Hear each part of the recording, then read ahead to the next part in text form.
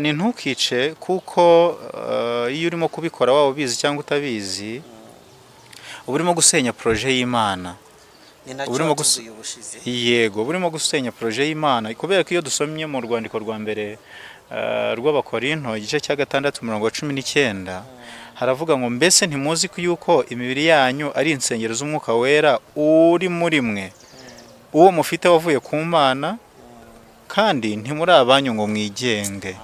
Ubwo turabande noneho turi projects z'Imana. Iyo turimo kubikora rero tuba turimo kwica, turimo turica iki projet y'Imana. Umuntu urimo kubaho bikugoye nta kazi, Imana itanga akazi ariko nibwo itagatanga ejo wari uriho nimba waburaye ukaba ugihumeka ariko hari abandi bantu bapfuye. No, burya mu gihe cyose ugihumeka waba uburwayi bukurembeje ntabwo umwanzuro ari ukwiyahura kuko Imana niyo ifite ijambo rya nyuma ku buzima bwawe. Eric, ikira ni icyaha cyo kwica rero nkuko twarimo tubivuga, kwiyahura, gushaka kwigirira nabi mu buryo bumwe cyangwa ubundi. Itegeko dushatse twaryita ntukiyice, rya tegeko twariho, ariko n'ubundi ni ntukice kuko uba wishe ikiremwa cy'Imana. Twayibonye mu Rwanda rw'Abakorinto igice cya 6 aravuga ngo ntabwo muri abanyu ngo mwigenge. Nimba turaba Imana rero niyo izi uko tugomba kubaho. Niyo bikugoye ntabwo ari wowe kwifatira umwanzuro w'uburyo w'icyo gikwiriye gukurikiraho, ahubwo ujye ubaza Imana uti what next, niki gikurikiyeho Mana. Ubwo rero n'uyu muntu nicyo kimureba. Abucamanza, abutabera bwo kwisi bushobora kutamukurikirana, ariko mu ijuru ariho urubanza rw'abantu, ariho urubanza rw'amaraso y'umwana w'umuntu y'abantu, kuko uyu muntu yarishe yaba abizi cyangwa utabizi azabibazwa. Niba ukora inzoga zikaba zigira ingaruka mbi ku buzima, igihe cyose bazapfira burya uri umwicanyi. Niba ukora itabi, ufite uruganda rw'itabi, uri umwicanyi. Ndumva nta abafite inganda z'itabi batwihanganire, ntabwo ari ukubahagarikira business, ariko banazihagaritse ntibabura ibindi byo gukora kuko Imana irahari ngo ababere umujyanama. Murongo 11 kuko ubuntu bw'Imana buzanira abantu bose agakiza bwabonetse. Kuko ubuntu bw'Imana buzanira abantu bose agakiza bwabonetse, butwigisha kureka kutubaha Imana. Ubuntu bw'Imana butwigisha kureka kutubaha Imana. 2 n'irari ry'iby'isi. 3 bukatwigisha kujya twirinda. Nanone dukiranuka. Nanone twubaha Imana mu gihe cya none. Ibyo bituma rero tuvuga tuti dutegereje ibyiringiro by'umugisha ari byo kuzaboneka k'ubwiza bwa Yesu Kristo, ari we Mana yacu ikomeye n'umukiza, watwitangiriye kugira ngo aducungure mu bugome bwose, mu bugome bwose, mu kwica amategeko, kandi yuhagirire abantu kugira ngo babe ubwoko bwe bwite bugira ishyaka ry'imirimo myiza. Baravuze ngo ujye uvuga ibyo, none rigiye kuba itegeko. Uwiteka aravuze ngo ujye uvuga ibyo kandi ubibahugure, ubahana nk'ufite ubutware rwose, ntihakagire ugusuzugura. Muri package nabivuze, muri package y'icyo ubuntu bw'Imana budukorera, muri package y'icyo Kristo adusaba nyuma yo kumwakira. Adusaba no kujya mu byo adusaba no kujya twirinda. Imana irema abantu yabagize pure vegetarians, yabaremye ari abantu bagomba gutungwa n'ibimera gusa, n'ibyo kurya bikomoka ku bimera gusa.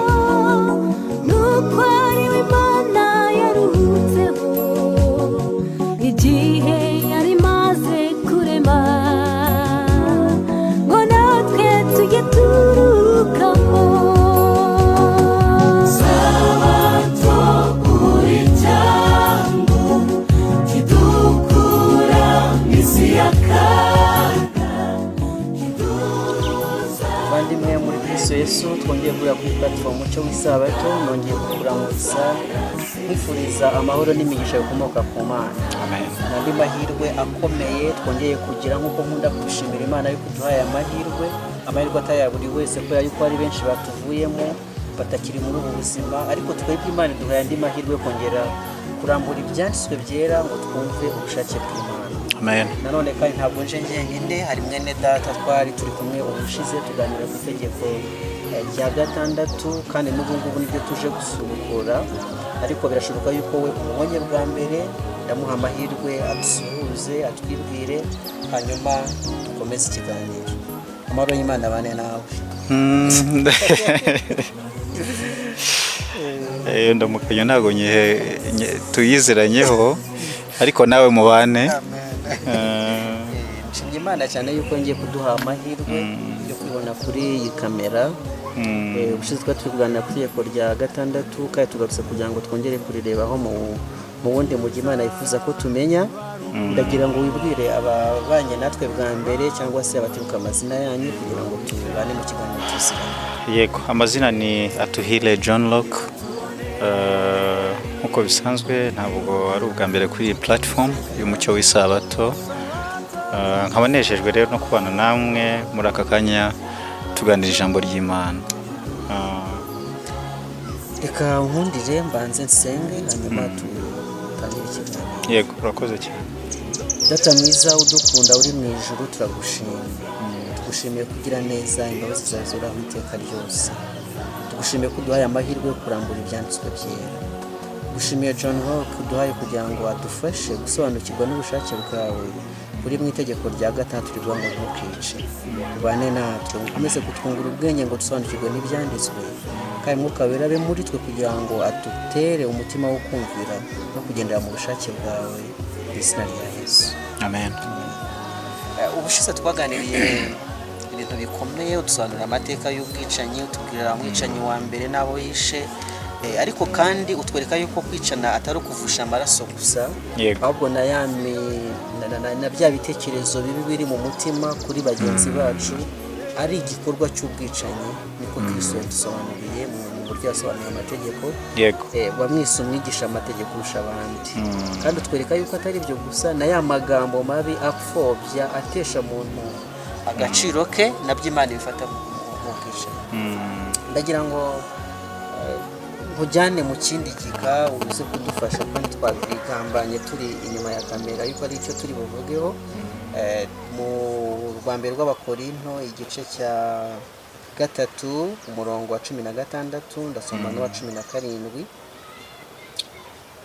Haravuga hati, niryo somo hari tugiye kubanziriza kugira ngo tugire aho duhera.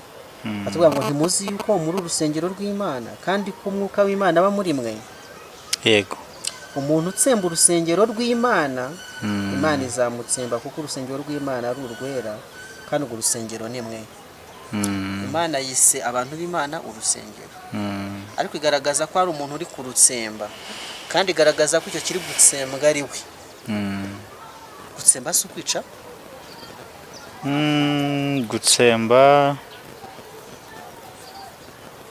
Gutsemba yego ni ukwica. None umuntu witsemba nicyo bisobanuye, ni umuntu wica. Mbese rya tegeko rya gatandatu rireba umuntu wiyica. Mu mvugo yahuranije ni umwiyahuzi, nibyo?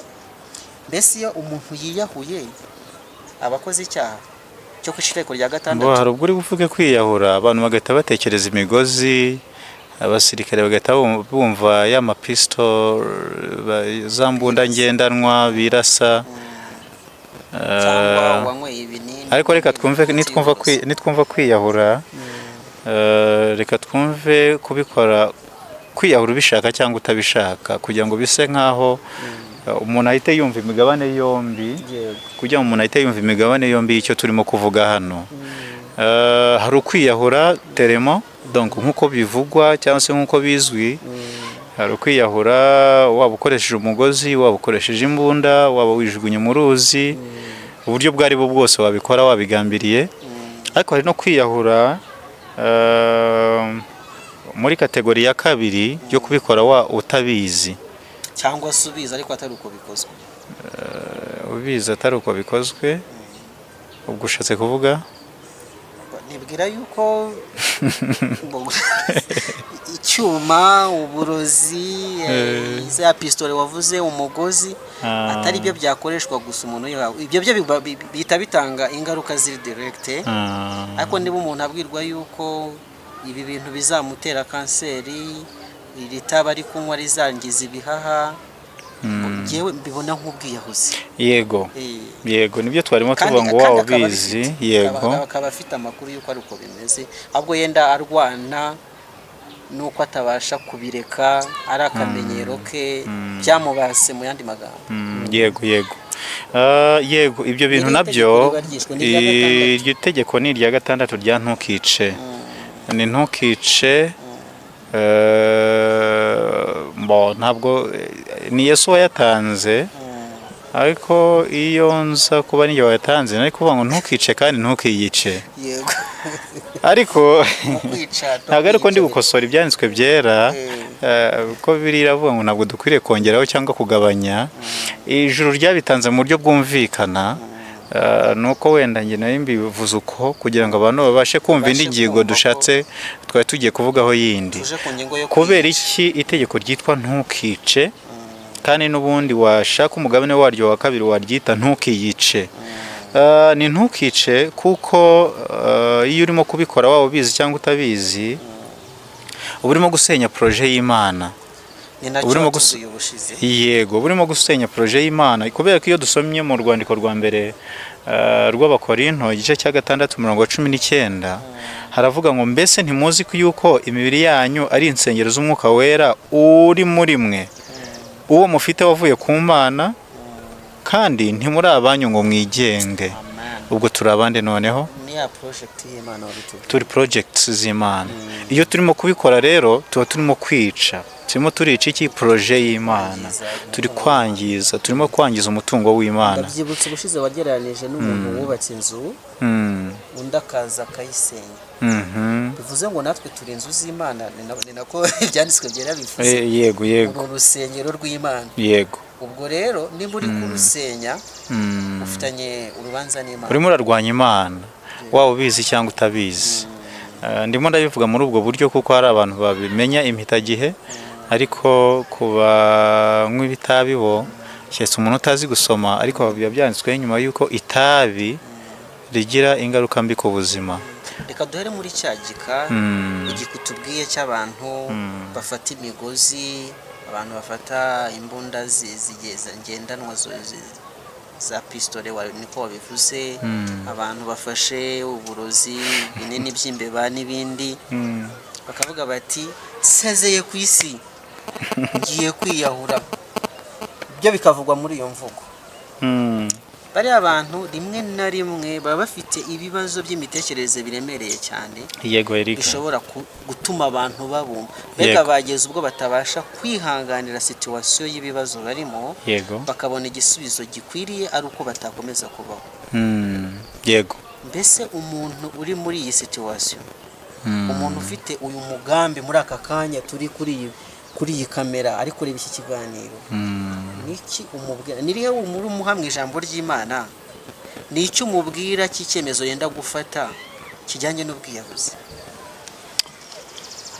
Icyambere cyo akwiriye kuzirikana, yaba agiye kwicwa n'inzara, ntahumure, inzara ntabwo yica. Nta hantu na hamwe nigeze nsoma muri Bibiliya yuko inzara yigeze kwica abantu, yuko hari umuntu wizeye Imana akicwa n'inzara.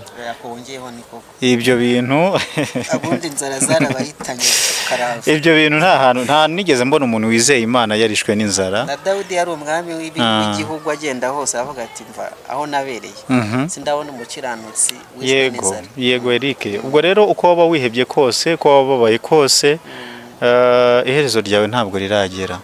Hari abantu benshi bagiye babaho nabi, ababibona kuri command, abarimo kudukurikira ku mucyo w'isabato kuri platform, babishyire muri commentaire. Rwose hari abantu bagiye bahura n'ibibazo bagasufra mu buryo buteye ubwoba, ariko bajya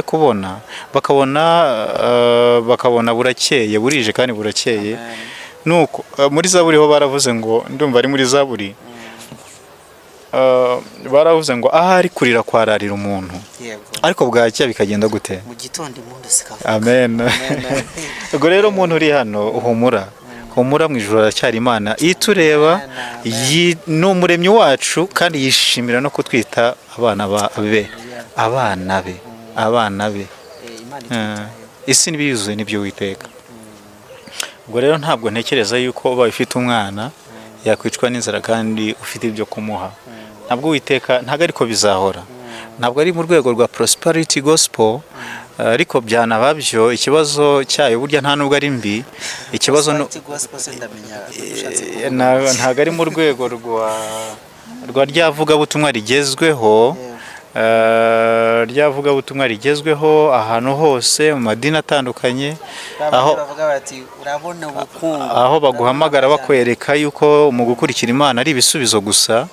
Oya, turabizi neza ko na Satani akora, byashoboka yuko bitagenda neza nk'uko ubyifuza, ariko niyo bitagenda neza nk'uko ubyifuza Imana ibikiri Imana.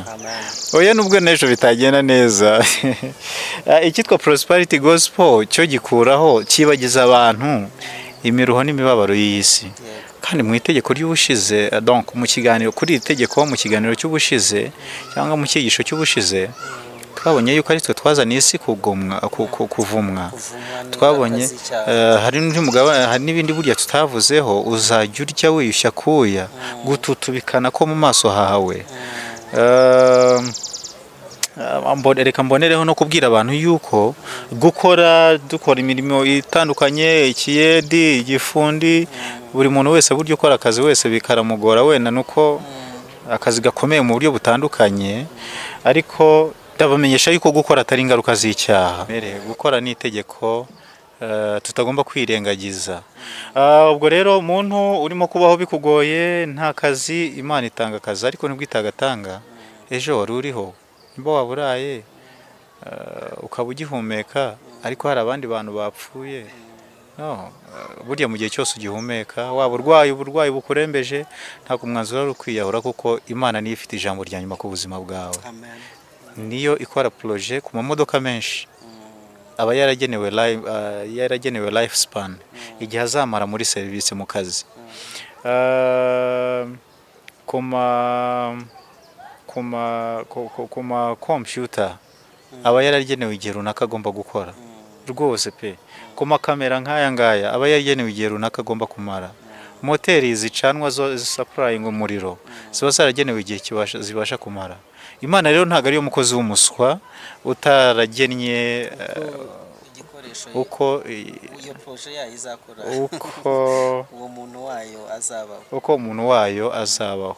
Uyu munsi bishobora kuba bigoranye, ariko ejo birashoboka yuko byakoroha, kandi nubwo bitakoroha bigasa nk'aho bisa nk'aho bikomeje kugorana, burya wowe uriho niwe uzi ko bigoranye, ni wowe uzi ko bigoranye, ariko si ubwo wapfuye, uracyafite amahirwe yo kubaho. Isaha n'isaha rero Imana yahindura ibintu, kandi ibyiza kuri iyi ngingo ntekereza yuko twakwimerera nka Yobu, naho napfa nyizeye, napfa nyiringiye, niko Yobu yavuze. Umaze kuduha rero isezerano rikomeye rikomotse ku Mana, riri muri Zaburi ya 33:6, kuko uburakari bwe ari ubw'akanya gato, ariko urukundo rwe ruzana ubugingo. Amen. Ahari kurira kwararira umuntu nijoro, ariko mu gitondo impundu zikavuga. Amen.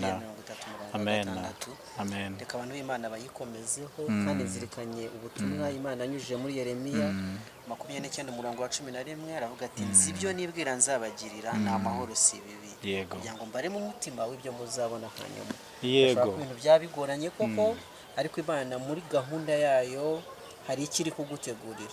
Nukuri. Jya nibutsa abantu bibaza ngo kubera iki abantu b'Imana bakunda kugeragezwa, kubera iki abantu b'Imana bakunda kugira ibibazo, nkabibutsa yuko n'igisirikare cy'ubu buzima abantu babanza kujya ku ikosi. Yego. Bakaviringitwa, bakikorera amabuye, bakasonza, bakicwa n'inzara, bakamenyera imiruho, bakamenyera ikirere gikonje, kugira ngo bazategurirwe kubamwo abantu bakomeye. Yego. Aha rero Imana igucisha mu ruganda rwayo, uri ku ikosi kugira ngo bigutegurire imibereho y'ahazaza. Ubwo rero nyuma yaho Imana izi ibyo iri kutugirira kandi ngo ni byiza si bibi kugira ngo itureme agatima k'ibyo tuzabona hanyuma. Nitwikomeza ku Mana twamenya yuko Imana ituzi ntacyo tuzaba. Yego Eric, ikira ni icyaha cyo kwica rero nkuko twarimo tubivuga, kwiyahura, gushaka kwigirira nabi mu buryo bumwe cyangwa ubundi. Itegeko dushatse twaryita ntukiyice, rya tegeko twariho, ariko n'ubundi ni ntukice kuko uba wishe ikiremwa cy'Imana. Twayibonye mu Rwanda rw'Abakorinto igice cya 6. Aravuga ngo ntabwo muri abanyu ngo mwigenge. Nimba turi Imana rero niyo izi uko tugomba kubaho. Niyo bikugoye ntabwo ari wowe kwifatira umwanzuro w'uburyo w'icyo gikwiriye gukurikiraho, ahubwo ujye ubaza Imana uti what next, niki gikurikiyeho Mana. None ndashaka rero ko twinjira muri cya gika. Iki cyari gitewe n'abantu bababaye, niyo mpamvu tunabatinzeho tubaha ibyiringiro bikomoka kuri Kristo atanga. Kandi yaratubwiye ngo mu isi tuzajyana n'umubabaro ariko duhumure yanesheje isi. Kunesha kwe niko kuduhumuriza. Byari bikwiye kumvikana gutya. Ariko hari undi mugabane tumaze kuvuga, ba bantu bashobora kuba babizi cyangwa batabizi yuko imibereho babayeho, ibyo bari kugira ari igikorwa cyo kwica ubwabo. Ari nacyo Paulo yavuze mu Bakorinto igice cya 3:17 ndetse na 6:19 wadusomeye. Mbese aba bantu bo turababwira iki? Aba bafite ibibazo, aba tuvuyeho nabo guhumurizwa bakamenya ko Uwiteka atarapfa, umujyanama wabo agihari. Abase bo barabwirwa iki? Bishimiye kwica imibiri yabo kubw'irari ry'inda zabo, kubw'imibereho yabaswe n'ibintu runaka. Natanze urugero rw'ibiyobyabwenge bimwe nk'inzoga, itabi. Aba bantu bakwiye kubwirwa iki? Rya somo riracyabareba, wakongera ukaridusomera. Ariko reka mbanze nsome riri mu Migani igice cya 6 umurongo wa 16. Haravuga ngo hariho ibintu 6 ndetse n'ibirindwi Uwiteka yanga, bimubera ikizira n'ibi: amaso y'ubwibone, ururimi rubeshya, amaboko avusha amaraso y'utariho urubanza, umutima ugambirira ibibi, amaguru yihutira kugira urugomo, umugabo w'indarikwa uvuga ibinyoma, n'uteranya abavandimwe. Ahantu ushaka gutinda ni ku murongo wa 17b, amaboko avusha amaraso y'utariho urubanza. Hano bavuze y'utariho urubanza, ariko nubwo yaba ariho urubanza, guhora no kuwiteka. Ntabwo ukwiriye gufatira umuntu mu cyuho ngo uvuge ngo yararamaze kwiba, ngo yibye abantu, cyangwa se ngo yishe umuntu ngo nanjye namwishe. Oya, itegeko riravuga ngo ntukice. Yego, nashyikizwa abacamanza mu gihugu cye, yego, bamukorera ibyo bagomba gukorera. Yego. Hanyuma kuri rya somo wari watangije riravuga ngo iki? Mbere rwako ni igice cya 3 umurongo wa 16. Yego, muzi ko muri urusengero rw'Imana, muzi ko muri urusengero rw'Imana aba muri mwe. 17 umuntu utsemba urusengero rw'Imana, yego, Imana izamutsemba. Kuko urusengero rw'Imana ari urwera kandi urwo rusengero ni mwe. Waruvuze uti abanywi b'inzoga, abanywi itabi n'urumogi, yego, nabo nabicanyi. Abantu rero nabo nabicanyi kuko barimo baratsemba urusengero rw'Imana. Ntabwo turi buze kubisobanura ngo wenda se ngo bigenda bite, ngo buriya ngo itabi bigenza gute. Itabi ubwabyo byanditseho yuko itabi rigira ingaruka mbi ku buzima ndetse ngo ryica. Ku bari nywenya numva bivugwa ko byanditseho, sinzi imba barabibonye.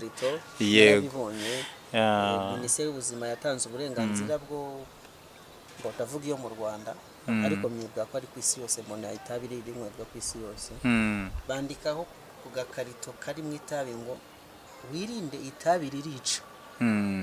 Bakabyandikaho gutyo. None se Eric, aho umuntu ufite uruganda rw'itabi buriya ntaba amaze kwikuraho urubanza, buriya iryo tegeko riramureba rya ntukice. Ntekereza yuko ubwo ababuriye abantu se buriya. Reka tubanze duhere ku muntu ukora itabi, ukora za nzoga. Uyu muntu ufite izi nganda buriya ntaba yatanze umuburo. ushize batubwiye iby'abicanyi bavusha amaraso ndetse n'abavuga amagambo mabi, ubwo wabuzanye indi kategori y'abantu badasanzwe, abantu bafite umushinga wo kwica, nabyita ruhongohongo. buhoro buhoro. Umuntu akazapfa haciyeho igihe. Abantu bafite umushinga ukora ibintu byica gake gake buhoro buhoro. Nabo se Eric, abantu n'abicanyi, reka tureke guca ku ruhande.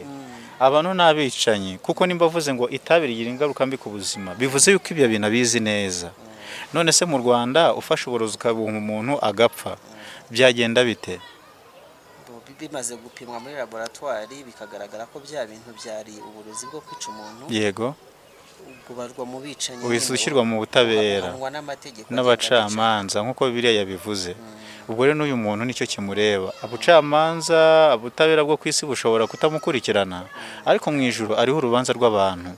Ariho urubanza rw'amaraso y'umwana w'umuntu y'abantu, kuko uyu muntu yarishe yaba abizi cyangwa atabizi azabibazwa. Niba ukora inzoga zikaba zigira ingaruka mbi ku buzima, igihe cyose bazapfira burya uri umwicanyi. Niba ukora itabi, ufite uruganda rw'itabi, uri umwicanyi. Ndumva nta abafite inganda z'itabi batwihanganire, ntabwo ari ukubahagarikira business, ariko banazihagaritse ntibabura ibindi byo gukora, kuko Imana irahari ngo ababere umujyanama. Baramutse bihaniye bakabwira Imana yuko biteguye guhindura umushinga bari bafite wari ubwicanyi, ariko buriya nigeze kuvuga ubundi tugira abitwa aba smokers na second hand smokers. Ni abantu banywa itabi biyica, banywa itabi kuko itabi rigira ingaruka mbi ku buzima rikazabica.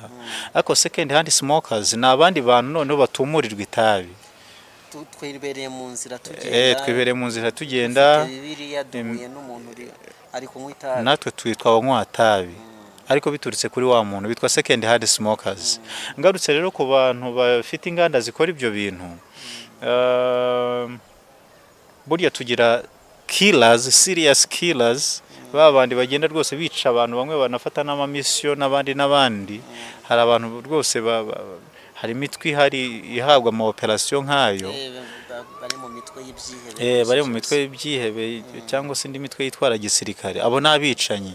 Ariko noneho ngiye nshyizemo nyemerera abantu bafite inganda z'amatabi n'amayoga, mbite second hand killers. Niko bimeze, ni killers of second degree. N'abicanyi bo ku rwego rw'indi kategori. Yego, ndetse ushobora no gusanga ashobora kuba yica n'abantu benshi kurenza abo imbunda yica. Kubera iki? Why not? No kuvuga ngo nimba uyu muntu afite inzoga yahaye umubyeyi utwita abana babiri, ntabwo ubasha kumva generation ibintu akoze muri icyo gikorwa cyo gutuma inzoga igera kuri wa mubyeyi. No kuba ari abana azabyara, ari abaki, ari amateste yakozwe, ari ubushakashatsi bwakozwe ku badamu babiri, umwe yari umunywanzoga, undi atari umunywanzoga. Babyaye abana, aba bana abadokiteri urabizi bajya bakora ubushakashatsi. Bafashe umwana ngo umwe utaranywaga inzoga, bafashe agatonyanga k'inzoga ka alcohol bakoje ku rurimi, utaranywaga inzoga umwana yahise aturukonda ndetse ngo ararira. Byaramubangamiye. Ariko noneho bafashe ngo kuri wa wundi wanywaga inzoga, bakofashe igitonyanga cya alcohol bakojeje ku rurimi, umwana yahise anyunya. Bigaragara yuko byamaze kugera mu maraso. Uyu mwana aba yarabaye umusinzi akiri mu nda. Babyeyi banywa inzoga, ni icyitonderwa cyane. Narimo mvuga kuri second hand, kuri bicanyi bo ku rwego rwa kabiri. Abanyenganda bafite inganda zikora inzoga, abanyenganda bafite inganda zikora amatabi. Abanyenganda batwihanganire, ntago ari ugushaka guhombya business zabo, sibye ko hari na byinshi banakora. Uravuga abanyenganda b'inzoga ni abanyenganda ko bakora bafite inganda zikora ibyo bintu byica bigira ingaruka mbi ku buzima. Inganda z'itabi, inganda z'inzoga n'ibindi bintu bigira ingaruka mbi ku buzima. Yego. nshuti iyo uvuze ku itabi ngewe ndaryanga nk'uko wabivuze kuko ryica n'utarinywa. Yego. kandi abashinzwe ubuzima bajya babisubiramo kenshi ngo itabi ryica n'utarinywa. ndaryanga cyane ku buryo nakwifuza, biba mu byifuzo byanjye, mbaye umwe mu bafata ibyemezo ku rwego rw'igihugu, nabisaba rwose yuko kuri cya kibazo cya abo wise second hand smokers, babandi banywa itabi kandi batabihisemo, bakwiriye kurengerwa kuko barimo barahohoterwa cyane. Nibyo rwose. kandi leta nk'umubyeyi w'abenegihugu niwe wari ukwiye kuturengera kuko twarahohotewe igihe kirekire. Yego. ndi kubitangamo icyifuzo Yego. ngo ahari abafata ibyemezo bazabyigeho barebe niba bishoboka, yuko nk'uko hariho ubwiherero rusange abantu batagenda banyanyagiza imyanda, cyane cyane nko mu gihugu cyacu twita ku isuku, hari hakwiye no kubakwa utuzu runaka. niba bitashoboka yuko za nganda zifunga simbizi, uretse ko hari nabyo byizweho neza byari bikwiye gufungwa, kubera ko nk'uko bivuze uti abantu bakora ibindi, kandi ibyo bakoze n'ubundi biri kwica abantu, bigatuma igihugu gisohora amafaranga menshi yo kwivuza, no kwangiza ubuzima bw'abantu ntibabe productive. banza hari bitekerejwe byahinduka, ariko igihe bitarahinduka rwose batugirire neza, mu mbabazi igihugu kigira abaturage bacyo. bubakira utuzu twa kato abanywi b'itabi, twa kato niko bimeze. niko bimeze, bajye bagenda batunyweremo, batumuriremo, kandi byubakwe mu buryo bwatuma uwo mwuka ugumayo we gusohoka ngo dusange hanze. kuko ni ishyano kubona itabi rinywebwa mu bantu, kandi ukabona kenshi na kenshi, ngenda cyari mutoya, ukabona abantu b'abasaza, abantu b'icyubahiro, umuntu udakwiriye kubwira uko wiboneye bitewe n'umuco, guti ibyo bintu uri gutumura ko bitubangamiye, biragoye. ariko bibaye itegeko, abaturage bumvira ubutegetsi bw'igihugu cyabo, byaba byiza kandi byagira abo birengera, byagira abadakomeza guhohoterwa muri ubwo buryo. turetse se ibyo by'abanywi b'itabi, ubwo birareba n'urinywa, kugira ngo biramureba rwose cyane yuko n'abatarakwiye guhitamo yuko bamuha bya bintu ngo binywe. ariko reka tuze mu mibereho isanzwe. uko amajyambere agenda aza, niko ibintu byinshi bigenda byaduka. ngira ngo watubwiye ko uri umudivantiste mu gihe cyashize. Abadivantiste ni bamwe mu bantu bita ku ngingo z'ubuzima cyane. Yego. hari ingingo yitwa temperance, kwirinda. kwirinda ibyangiza umubiri, ndetse byaduka ubu ngubu ugasanga abantu barakoresha n'ibyenda kuba byiza, ariko bakabikoresha nabi, bikaba bibaye inkuruzi z'indwara zikomeye, umutima, amadiyabete, umuvuduko w'amaraso, n'izindi ndwara ziteye ubwoba bitewe no kutirinda. ngira ngo ibyo urabizi. Yego. ese ibi bintu nabyo biri mu mugabane wo kwica itegeko rya 6 rivuga ngo ntukice? Yego. ni ranyemera dusome mu rwandiko Paulo yandikiye Tito, mu gice cyaho cya 2 ku murongo wa 11. umutwe waho uravuga ngo ubuntu bukiza,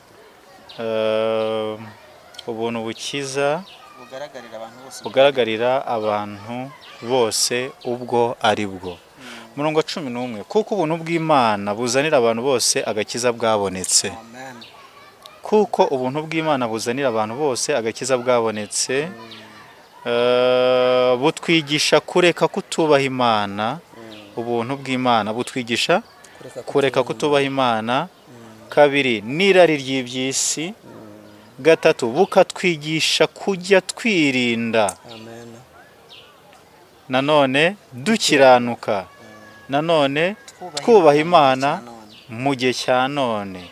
ibyo bituma rero tuvuga tuti dutegereje ibyiringiro by'umugisha, ari byo kuzaboneka k'ubwiza bwa Yesu Kristo, ari we Mana yacu ikomeye n'umukiza, watwitangiriye kugira ngo aducungure mu bugome bwose, mu kwica amategeko, kandi yuhagirire abantu kugira ngo babe ubwoko bwe bwite bugira ishyaka ry'imirimo myiza. baravuze ngo ujye uvuga ibyo, none rigiye kuba itegeko. Uwiteka aravuze ngo ujye uvuga ibyo kandi ubibahugure, ubahana nk'ufite ubutware rwose, ntihakagire ugusuzugura. bibabwire rero muri package nabivuze, muri package y'icyo ubuntu bw'Imana budukorera, muri package y'icyo Kristo adusaba nyuma yo kumwakira, adusaba no kujya mu byo adusaba no kujya twirinda. ubuntu bw'Imana buzana abantu bose bagasa bwarabonetse, Yego. kureka kutubaha Imana, Yego. n'irari ry'iby'isi, Yego bukatwigisha kujya twirinda cyane amen cyane.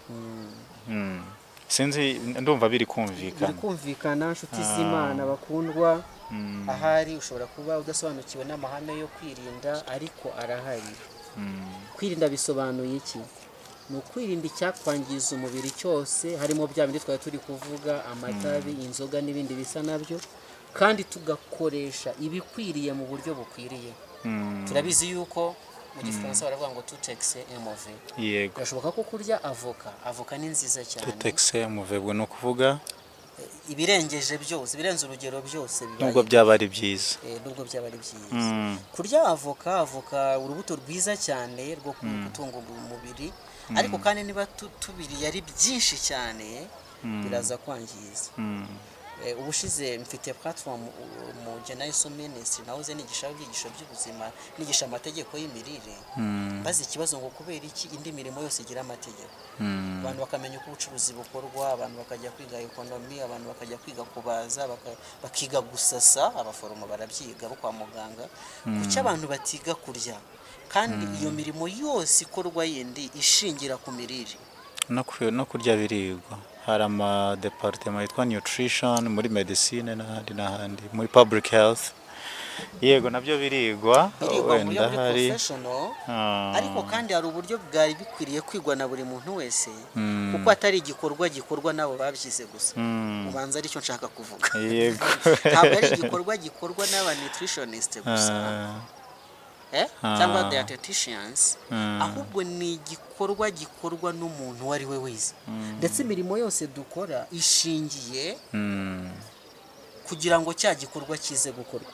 Ibindi bikorwa byose bikorwa biba bigamije kugira ngo cya gikorwa cy'imirire gikorwe. None ni kuki abantu badafite amakuru ku mirire? Kuki abantu barya ibyo kubica aho kurya ibyo kubungura? Nuko rero wigeze kubivuga, noneho reka nze muri rwa ruhande rwawe yuko umuntu ashobora kubikora atabizi. Hari abantu bariye nabi bibazana ingaruka mbi zikomeye ku buzima bwabo ahari batabizi. Ariko uyu munsi itegeko ry'Imana rirakurarika mu izina rya Yesu kugira ngo usobanukirwe nuko ukwiriye gufata umubiri wawe, usobanukirwa n'amategeko awugenga, umenye yuko ukwiriye gukora siporo, umenye yuko ukwiriye kunywa amazi meza, umenye yuko ukwiriye gusinzira ibitotsi bikwiriye. Mbese ibyo ni amategeko y'Imana. Yego. Kubyica bisobanuye kwica. Niko bimeze. Byangiza ubuzima bw'umuntu. Niko bimeze. Abantu b'Imana rero bakwiye kubyitaho cyane. Hari abandi badasobanukiwe n'iby'imirire. Mbese reka nkubaza ubundi, Imana yigeze ivuga ku ngingo z'imirire? Kandi kwibaza iby'imirire. Yego. Yatandukanije ibiribwa n'ibitaribwa. Yego. Mbagende basome Abalewi mu gice cya 11. Cyane ku ngingo z'ibyo kurya biryohera abantu byitwa inyama. Yagaragaje inyama ziribwa n'inyama zitaribwa. Turamutse twinje mu mirire rero ntabwo twahera mu Balewi. Yego. Ahubwo twahera ku turacyavuga ku byo kwirinda, reka iri somo wenda ndizane rikurikiyeho. Ariko nashaka kugaragaza yuko ubutumwa bwo kwirinda ari umwe mu mugabane w'ubutumwa Pawulo yari afite. Iyo dusomye mu byakozwe igice cya 24 umurongo wa 24 haravuga ngo bukeye Feliki azana umugore we Dirusira w'umuyudakazi atumira Pawulo, yumva ibyo avuga byo kwizera Kristo Yesu. Umurongo wa 25 akivuga ibyo gukiranuka n'ibyo kwirinda n'ibyo amateka azacibwa, Feliki aratinya cyane, aramusubiza ati none genda, nimbona uburyo nzagutumira. Ngiyi package y'ubutumwa bwa Pawulo. Akivuga ibyo gukiranuka, that is part 1, n'ibyo kwirinda, umugabane wa 2, n'ibyo amateka azacibwa. Package y'ibyigisho bya Pawulo ngiyi, harimo n'ibyigisho byo kwirinda. Ibyo gukiranuka Yego. dukomora kuri Kristo. Yego.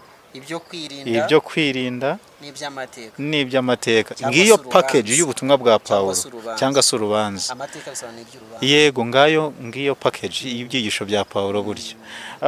Hanyuma rero wari uvuze ku byo kurya, ngira ngo impamvu wari unyarutse cyane ni uko abantu bari kwiyica, abantu bakunze cyane kwiyica.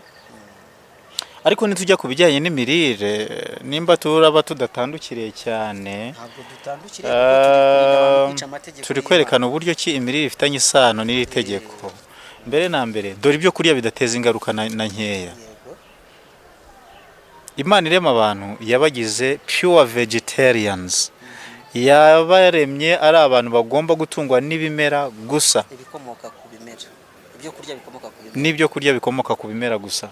Tubisanga hehe rero? Mu itangiriro igice cyaho cya mbere harimo uko ibintu byaremwe, hakabyamo kuremwa k'umuntu, tugahita tunabona Imana y'inyembabazi, Imana nziza cyane, Imana idukunda, irimo kwerekana ibikwiriye gutunga uwo muntu.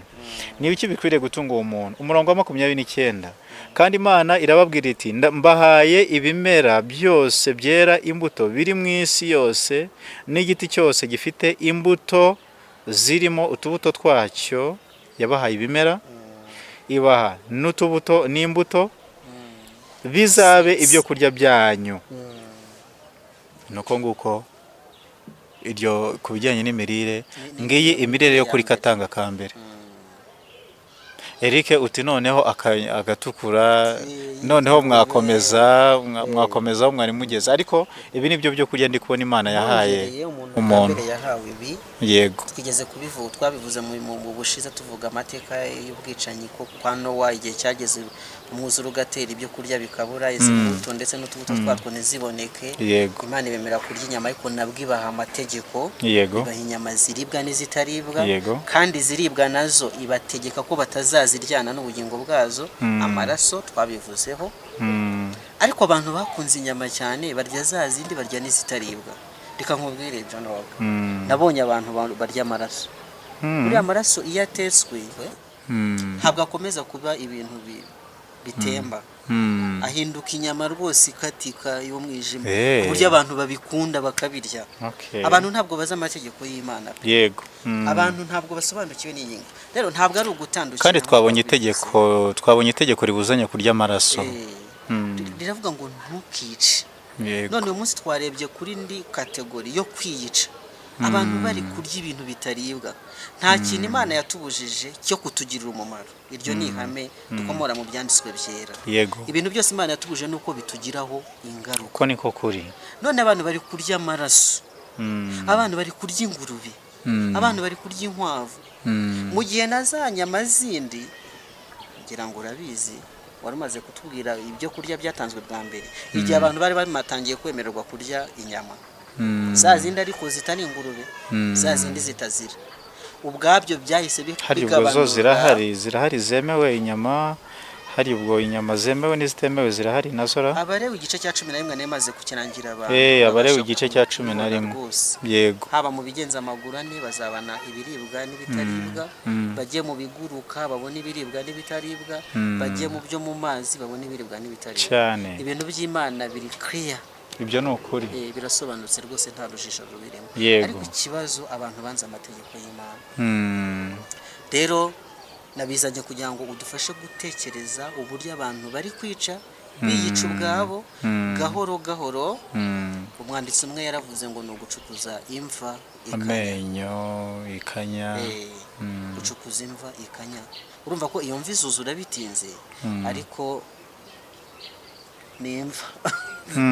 Imana rero idufashe cyane kugira ngo abantu basobanukirwe, kandi urakoze ko watuzaniye amakuru yuko uba ari ubutumwa bw'iteka ryose cyane. Ba Paulo bari babufite cyane, abadivantisi babuvuze rimwe bagira ngo ni iby'abadive, ariko ubu ngubu busigaye buvugwa no kwa muganga cyane kuruta abadivantisi cyane.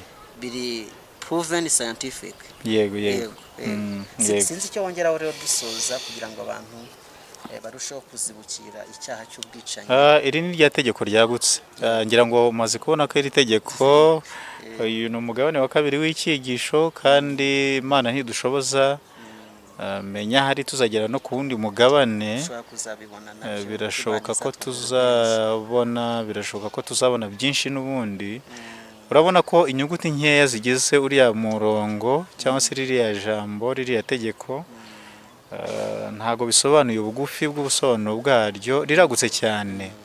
Ubwo rero n'abanywa itabi nabo turabasaba kwihana. Ubushize twarimo dusaba abantu bagiye barakarira bagenzi babo, abantu bagiye batuka bagenzi babo, abantu bagiye donc mu buryo bumwe cyangwa ubundi, abantu bagiye bahohotera bagenzi babo, twabonye yuko bakwiriye kwihana. Na n'uyu munsi rero ntabwo twasoza tutararikiye abantu kwihana, kuko kuba barishe itegeko ry'Imana rya 6 rya ntukice, baba babizi cyangwa batabizi. Uri umunywa itabi, uri umunywa nzoga, uri umwicanyi, kuko urimo urashyira mu mubiri wawe ibintu bizakugiraho ingaruka, urimo uratsemba urusengero rw'Imana. Kandi twabonye yuko mu rwambere rw'Abakorinto igice cya 3 bavuze ngo utsemba urusengero rw'Imana nayo izamutsemba. Ndumva twasuza n'ubundi dusaba abantu bose bagiye biyica bakica n'abandi, kuko twabonye yuko itabi ritagira ingaruka ku muntu urinywa gusa, ahubwo rigira n'ingaruka no kutarinyoye wigendera gusa.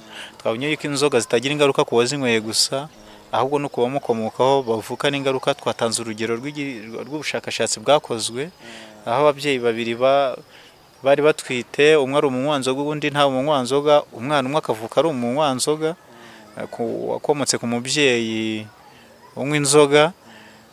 Abantu bakeneye kubisobanukirwa, kandi turi mu bihe abantu bakwiriye gufata umwanzuro w'ubuzima bwabo, by'umwihariko w'ubugingo bwabo, kuko ntabwo ari ukubizahora. Isi mu by'ukuri iri mu marembera, ntawamenya n'ejo Kristo ashobora kugaruka. Ariko rero nubwo yanatinda kugaruka, abaye natinze kugaruka, twebwe ntabwo duhoraho. Imana ihoraho, ariko twebwe ntabwo duhoraho, turi abantu bapfa. Uramutse upfuye utarihana kuri icyo cyaha cy'ubwicanyi, cyo kuba wariyishe, ukaba waranishe n'abandi bantu, waba ubizi cyangwa utabizi, uramutse upfuye utarabyihana, ibi bintu umenye yuko uzahura nabyo mu rubanza rw'Imana ku munsi w'imperuka. Hamwe n'ibyo ndagushimira ubutumwa uduhaye, utwereka icyo ubuntu bw'Imana bumarira ubwakiriye, ko harimo ibyigisho bikomeye cyane, bya byigisho na Paulo yigishaga, ubuntu buzana abantu bose agakiza, butwigisha no kwirinda. Iyo ngingo ndagushimira cyane ko wayikomojeho kandi ukayitwereka cyane. Paulo nawe amaze kwereka package y'ubutumwa yigishaga, kabundi yagiye guhamiriza wa mugabo Feliki, akamubwira n'ibyo kwirinda. Nuko rero ubwo ari ubutumwa bwiza abantu b'Imana bakwiye kwiga. Nanjye nk'icyo wongeye wavuze nongeraho ndasaba abantu b'Imana ngo bige kwirinda, bige ubutumwa bwo kwirinda, bamenye uko bagomba gufata imibiri yabo, bamenye ko ari ibisonga, bamenye yuko imibiri yabo ari insengero z'Umwuka Wera, maze bige uko bakwiye kwifata neza. Yego yari Imana ibidushoboze mu izina rya Yesu. Amen. Reka ngusabe n'ubundi uko twatangiye dusenga, dusoze n'isengesho dusenga.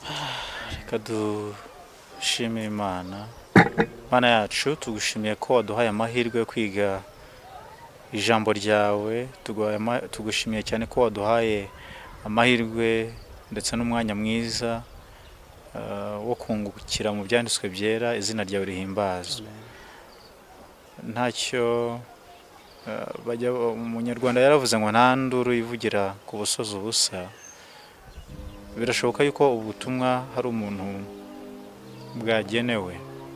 Ndakwinze kugira ngo umuntu wese ubyumva kumva biramureba cyane, umurinde kuzarira, kandi umurinde gutekereza yuko azafata umwanzuro ku bijyanye n'iyi myitwarire mu gihe kizaza, kuko uri Imana ihoraho, uri Imana yiteguye kubabarira, ariko twebwe ntabwo turi abantu bahoraho.